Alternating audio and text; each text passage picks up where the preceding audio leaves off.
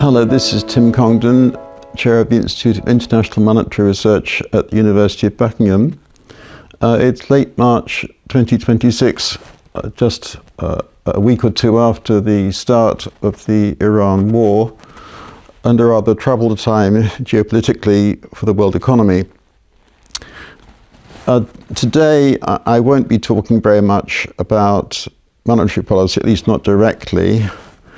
Instead, I want to discuss what I think is a very key issue in all of this, which is the economic weight and military power of Russia. These wars do matter to the economic outlook, of course, because defense spending is part of government spending. It affects the budget deficit.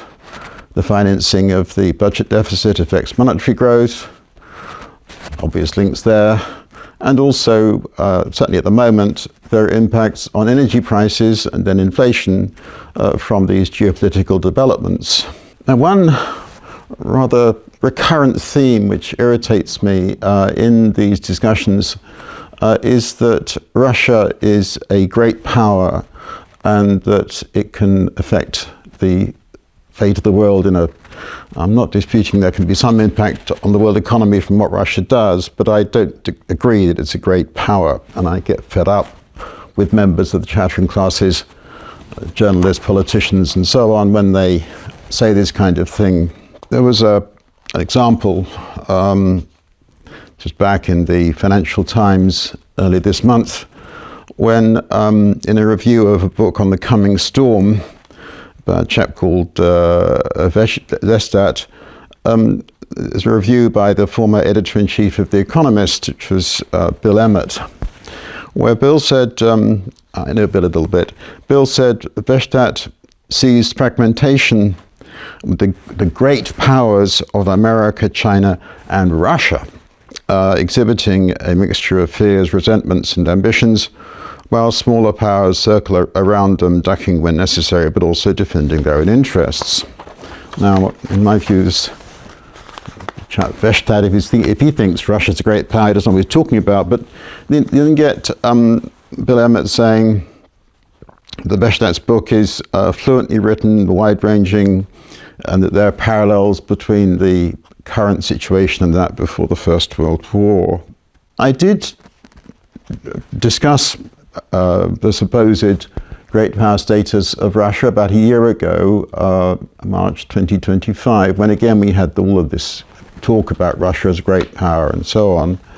And in that analysis, I disputed that Russia is a great power. In that analysis, I argued that the ability to put military equipment, an army and so on, into battle, into war, depended ultimately on a nation's output and the proportion of that output that was committed to defense or for warfare.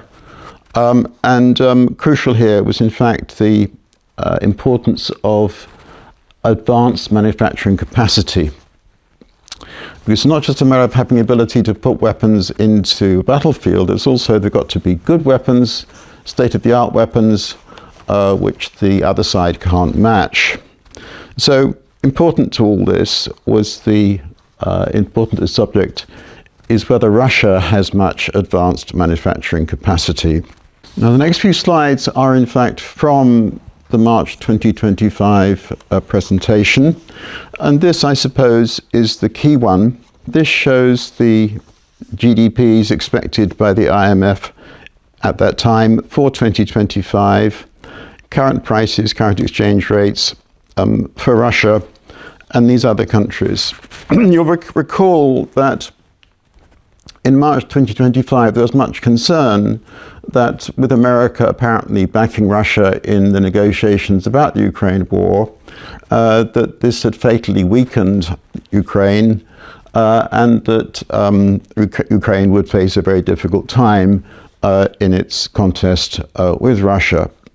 And I argued that this wasn't so, that although obviously American support for Ukraine had been important, it hadn't been vital and crucial because in fact Russia was so outnumbered by the non-American Western nations. That was my key point back in March 2020. Now a year later, of course, in some sense I've been right because the war goes on. But let's just look at this chart again. Compares, as I said, a Russian GDP, that's in that brown bar at the end, the beige bar at the end, with German GDP, Japan's GDP, British GDP, French GDP, all above Russia's, also Italy, and then kind of parity between Canada and Russia, and then nations such as South Korea, Australia, and Spain, not far behind Russia. So if you take those nations, combine them, in fact, they outweigh Russia in economic terms in ability to produce output by about 12 times. Now, that doesn't include such nations as Poland, Czech Republic, which have their own historic reasons for not liking Russia very much. They're smaller members of NATO, but they also come into the picture. Now, look, when you just look at this picture and look at Russia's not a great power, rather obviously. But then let's just reflect a little bit about what kind of things Russia produces, and indeed, although I haven't done it here today, what kind of things it exports. Russia is an important exporter of oil and gas, also such things as fertilizers, which are very energy intensive, so they need oil and gas to make them. And fertilizers are not an advanced industrial product. They are a very basic one. Ditto such things as iron and steel, which again, Russia is an exporter, very basic manufacturing. We don't drive Russian cars. We don't, when we travel between continents, we don't use Russian-built planes. We don't go on Russian ships when we go on a cruise holiday. We don't use Russian laptops with Russian chips inside them. In none of these areas has Russia any capacity whatsoever. It is not a major industrial nation, advanced industrial nation at all. Except perhaps, again, because of history, in the area of military equipment. I'm not disputing that Russia has a seat on the Security Council of the United Nations. I'm not disputing that in the past it was an important exporter of weapons to, for example, India and indeed other nations. But what one sees here is that in recent years, Russian exports of equipment have collapsed. Military equipment have collapsed relative to the world total.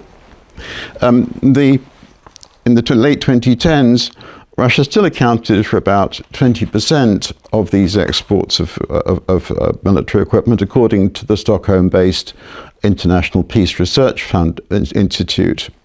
But that's fallen to a bit under 7% in the early 2020s. Russian equipment is no longer competitive in the global market. Just as an illustration of that, in the early months of the Ukraine war, it was generally expected that Russia would establish aerial superiority over Ukraine, so it had control over the skies, which surely would determine the outcome of the war. No, what happened was that Russian planes were being shot down in such numbers that there was, in effect, parity almost between Russia and Ukraine in the attempt to control the skies. And in the last few months, in fact, some of the jets supplied to Ukraine have meant that it's been on top of Russia in terms of control of the skies at the front line and so on. So all of these facts argue that Russia is not a great power. Let's just look at the current exchange rate, current GDP numbers for Russia. These are IMF data. They appear to show that Russia's nominal GDP has been rising in recent years, and that's despite fighting this war. And I just want to talk about them a bit again to get a sense of what's really going on here. You can see the numbers dipped a bit in 23 and 24, but actually gone up for 25 and 26. What's going on? As I said, these are numbers at current prices, current exchange rates. There's another way of trying to estimate GDP where we try and forget about the fact that nations have international trade. Instead, we try and value such things as haircuts and housing rents on an international basis. In terms of warfare, it's the current prices, current exchange rates numbers that matter. Now, the ruble, in fact, has been quite strong on the foreign exchanges during this war, although with an important qualification I'll soon come to. And its present value on the foreign exchanges, about 80 to the dollar, isn't that different from what it was in January 2022, just before the war started. You'll see in this chart that the ruble collapsed and then shot up. It shot up basically because the Russian central bank raised interest rates up to the high teens, and that then supported the ruble on the foreign exchanges. These numbers need to be interpreted carefully. The official exchange rate in Soviet times often bore no relationship to the black market rate. In those days, there was often a very active parallel market, in theory illegal, and many people used it, where the exchange rate would be 3 to 10 times that, the official rate, meaning that the official numbers for Russian GDP were exaggerated. At present, reports of a sort of parallel market starting to emerge in Russia. For many years, it had no exchange controls. It does have exchange controls now, but the parallel rate isn't that different from the official rate, only say 4 rubles different. But then let's look at what makes this possible. You'll see in this chart, which is the key interest rate charged by the Bank of Russia, you'll see that leap upwards, it goes back to 2013, that leap upwards in 2022, that stabilized the dollar at that much higher level. It collapsed, soared upwards, burnt the speculators, came back down again in 23 and 24, and now it's gone back up to the same levels as in 2022. It's down a little bit from the peaks, but it's still up in the high teens, 15-16%. Without that, the ruble would undoubtedly be much weaker than it is. I think if we put all these facts together, the conclusion has to be that Russia doesn't really have the resources to fight a major war of the kind that it has stirred up in its conflict with Ukraine. I would estimate that the true expenditure on defense, in fact, warfare by Russia is about $300 billion a year. It's around about 12% of the GDP measured properly. That is 1% of the GDP of the non-US West. That's all those Germany, Japan, the UK, and so on, which is about $30 trillion. It's less than 0.5% of the GDP of the West, including the USA. In other words, these nations need only make relatively minor commitments of support, financial support, military equipment to the Ukraine to achieve parity with Russia, which in any case, to repeat, doesn't have any major advanced manufacturing capacity at all nowadays. If you think I'm exaggerating here and that we should pay much more attention to Russia as a great power, let's just think about this announcement which came out very recently, that Russia has agreed to stop recruiting Kenyan citizens to fight with its army in the Ukraine. What on earth does this tell us about Russia as a great power? That it's trying to make good shortages of manpower, personnel on the front line with recruits from Kenya? And by the way, the Kenyans don't like this, so the foreign minister of Kenya comes to Moscow and requires from the Russians a public statement that this must stop. Is this a great power? Nonsense. Look, there's this problem that Russia sprawls over a map back in the early 2010s, in one of my columns, magazine columns, I referred to this as a cartographic illusion. That because Russia sprawls over a map of Asia, then it's huge relative to the map of the world. This is a great power. Please, Chad and Algeria sprawl over a map of Africa. They're not great powers. The tundra is as useless as the Sahara Desert.